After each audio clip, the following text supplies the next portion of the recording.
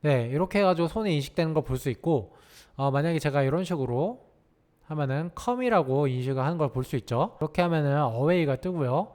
그 다음에 손가락을 이렇게 해서 스핀, 이런 식으로 굉장히 신기하게 인식이 잘 되는 걸 볼 수 있습니다. 헬로 안녕하세요 여러분, 빵입니다. 오늘은 앞에 영상에서 보신 것 같이 제스처 인식에 대해서 한번 알아볼 건데요. 이번 영상에서는 우리가 직접 데이터를 하나하나 녹화해서 모으고, 그다음 모은 데이터를 직접 학습시키고, 학습시킨 딥러닝 모델을 로봇에 적용하는 방법까지 한번 알아보도록 하겠습니다. 제가 저번 영상에서 만든 가위바위보 기계랑 다른 점은 뭐냐면은, 가위바위보 기계는 멈춰있는 제스처를 인식했지만, 이번에는 일로 와, 저리 가, 빙빙 돌아와 같은 이런 움직이는 제스처도 한번 인식해 보도록 할 거예요. 여러 개의 시간 순서로 연속된 데이터를 학습시킬 건데, 그때 사용하는 뉴럴 네트워크가 바로 RNN이죠. 그래서 RNN 중에서도 우리는 LSTM을 사용해서 롱 숏텀 메모리를 사용해 가지고 한번 직접 학습시켜 보도록 하겠습니다. 일단 학습의 처음은 항상 데이터셋을 구하거나 데이터셋이 없다면 모으는 과정부터 해야 되는데요. 제가 데이터셋을 모으는 과정 한번 코드로 보여드리면, create dataset.py에 보시면은 데이터셋을 모으는 과정이 나와 있는데, 이렇게 com이라는 제스처를 이런 식으로 계속 녹화해 가지고 영상을 녹화하는 거 아니고 이 제스처랑 랜드마크를 녹화하는데요. 이 점의 위치랑 그 다음에 각도를 계속해서 녹화해서 파일로 저장합니다. 일단 이런 식으로 계속 반복해가지고 이런 연속적인 데이터를 모으는 거죠. 이렇게 천천히도 했다가 이쪽에서도 했다가 그 다음에 아래로 내려서도 했다가 30초씩 모아가지고 총 1분 30초 동안 모으는데, 제스처를 모을 때 사이에 이렇게 멈추는 프레임이 있어요. 이 프레임 동안 준비를 하는 거죠. 데이터를 모을 준비를 하는 거예요. 그래서 데이터를 잘 모을 수 있게, 그러면 우리가 모은 데이터가 와라 같은 경우에는 455개를 모았고요. 그 다음에 어웨이 같은 경우는 453개, 스핀, 돌아라 같은 경우에는 456개. 가까이 오라는 그런 제스처고, 어웨이는 저리 가라는 제스처고, 스핀은 돌라는 제스처죠. 그래서 이런 식으로 모아가지고 100개 손가락 각도와 랜드마크, 그 다음에 손가락의 각 랜드마크가 보이는지 안 보이는지를 판단하는 비저빌리티, 한 데이터당 100개의 데이터를 모을 거예요. 30개씩 쪼개서 학습시킬 건데요. LSTM 같은 경우 시퀀스의 길이를 정해줘야 되기 때문에 30이란 사이즈의 윈도우를 가진 100개의 포인트를 425개 이렇게 학습시키는 거죠. 마찬가지로 어웨이도 마찬가지고 스핀도 마찬가지고 이런 식으로 학습을 시킬 겁니다. 그래서 이 데이터를 어떻게 만드느냐, 그래서 오늘 우리가 사용할 패키지는 오픈CV, 미디어 파이프, 넘파이 이런 식으로 사용하게 될 거고, 우리가 학습시킬 액션은 이 세 가지죠. come, away, spin 이렇게 명명을 하게 될 거고, 각각은 숫자로 0, 1, 2에 매칭이 되도록 할 겁니다. 그 다음에 아까 말씀드렸다시피 윈도우, 우리가 하나씩 LSTM에 넣을 한 개씩의 데이터는 시퀀스 랭스 이렇게 제가 변수를 만들어 놨는데, 윈도우의 사이즈는 30이고요. 그 다음에 액션을 녹화하는 시간은 30초입니다. 그래서 come 30초, away 30초, spin 30초 요렇게 녹화를 할 거예요. 그래서 만약에 학습이 잘 안 된다 하시면은 요 변수를 30에서 60으로 늘리던지 아니면 오히려 좀 더 줄이던지, 이건 여러분들이 조정해 보시면 될 것 같고요. 이번에도 미디어 파이프를 사용하는데, 미디어 파이프 이니셜라이즈 해주는 거죠. 그래서 핸드 모델, 미디어 파이프의 핸드 모델을 이니셜라이즈를 해줍니다. 그 다음에 오픈CV에 비디오 캡처로 웹캠을 이니셜라이즈 시켜주고, 데이터셋을 저장할 폴더를 만들어 줄게요. 그 다음 웹캠을 열어가지고 액션마다 제스처마다 녹화하도록 할 건데요. 일단 웹캠에서 첫 번째 이미지를 읽어가지고 플립을 한번 시켜주고, 이번에는 어떤 액션을 모을 건지를 표시를 해줍니다. 표시를 해주고 3초 동안 잠시 대기를 타요.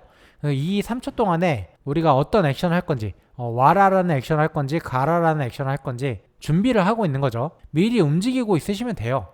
이게 시작하기 전에 30초 동안 반복을 하는데, 하나씩 프레임을 읽어서 미디어 파이프에 넣어줍니다. 결과를 뽑아내면은 이 결과를 가지고 저번에 가위바위보 학습시킬 때랑 마찬가지로 이렇게 각도를 뽑아내는데, 이번에 약간 다른 점은 비저빌리티, 이 비저빌리티를 추가했다는 거예요. 전에는 XYZ 좌표만 이용했었는데 비저빌리티를 추가해가지고 이 손가락 노드가 이 랜드마크가 이미지상에서 보이는지 안 보이는지를 판단하는 이런 비저빌리티 변수를 추가했어요. 그래서 마찬가지로 그 조인트 손가락 관절 사이의 각도를 구하는 코드는 똑같고요. 모르시는 분들은 가위바위보 기계 만들기 영상을 참고해주세요. 그 다음에 마지막으로 라벨을 넣어줘야겠죠. 그래서 라벨을 넣어줄 때는 이런 식으로 IDX를 넣어줍니다. 그래서 컴일 때는 0, 어웨이일 때는 1, 그 다음에 스핀일 때는 2가 들어가겠죠. 마지막에 라벨 넣어주고 그 다음에 조인트 아까 XYZ 좌표랑 비저빌리티를 이렇게 살짝 펼쳐가지고 컨캐트네이트를 해줍니다. 그러면 이게 100개짜리 행렬이 되죠. 그래서 마지막으로 데이터라는 변수에다가 전부 다 어펜드를 해줘요. 요거는 이제 랜드마크를 그리는 코드고요. 그 다음에 데이터를 전부 다 모았으면 30초 동안 모았으면 numPy 어레이 형태로 변환시켜주고 이렇게 프린트를 한번 해보는 거죠. 그 다음에 numpy에 세이브를 해가지고 mpy 형태의 데이터로 저장을 해줍니다. 그 다음에는 시퀀스 데이터를 만드는 과정인데 30개씩 모아가지고 데이터를 만들어 줄 거예요. 이거는 제가 옛날 영상에서 했었던 주식 데이터 예측하기에서 했던 방법하고 똑같으니까 모르겠는 분은 그쪽 영상을 참고해 주시면 감사하겠습니다. 그래서 마지막으로 우리가 사용할 데이터셋을 MPI 형태로 다시 저장을 해줄 건데 시퀀스라는 이름이 붙은 파일 이름으로 저장을 해줄 겁니다. 그래서 아까 로우 데이터랑 시퀀스 데이터 이렇게 두 개가 저장되겠죠. 그래서 액션이 3개니까 총 6개의 파일이 생성이 될 겁니다. 그 데이터셋 폴더에 가보시면 이런 식으로 6개의 파일이 생성된 것을 볼 수가 있죠. 우리는 그 중에서 이제 시퀀스 데이터만 사용해서 학습을 시킬 겁니다. 그래서 데이터셋 만드는 거 이렇게 완성이 됐고 트레인 코드를 봐야겠죠. 트레이닝 코드를 보면은 일단은 액션을 3개로 정의를 해주고 아까 우리가 create 데이터셋으로 만든 데이터들을 전부 다 로드를 해줄 거예요. mp 로드로 로드를 해주고 하나로 합쳐줍니다. 하나로 합쳐주면은 총 데이터셋의 개수는 1272개가 되죠. 윈도우의 사이즈는 30이고요. 한 윈도우당 데이터의 개수는 100개 이렇게 됩니다. 1272개의 데이터를 전부 다 학습시킬 건 아니고 트레이닝 셋과 밸리데이션 셋으로 나눌 거예요. 이 데이터셋에는 라벨 값이 포함되어 있잖아요. 그래서 마지막에 라벨 값이 포함이 되어 있으니까 마지막 값을 빼고 X데이터로 만들고요. 그 다음에 마지막 값만 라벨로 만들어 가지고 이렇게 분리를 해주죠. 그러면은 99개로 줄어들고 그 다음 1272개가 따로 뽑혀져 나옵니다. 그래서 이 라벨을 카테고리컬 데이터로 만들어 줘야겠죠. 원핫 인코딩을 해야 되겠죠. 그래서 만약에 라벨이 컴이라고 해서 0이라는 값을 가지고 있다.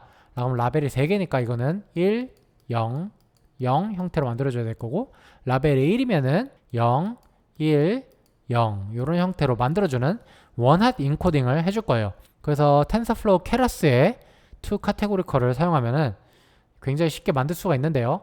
이렇게 해서 to 카테고리컬로 해가지고 1272,3으로 원핫 인코딩을 해줍니다. 그 다음에는 트레이닝 셋과 데이터 셋을 나눠줄 차례인데 제가 즐겨 사용하는 사이클런의 트레인 테스트 스플릿을 사용해서 트레이닝 셋과 테스트 셋으로 나눠줄 거예요.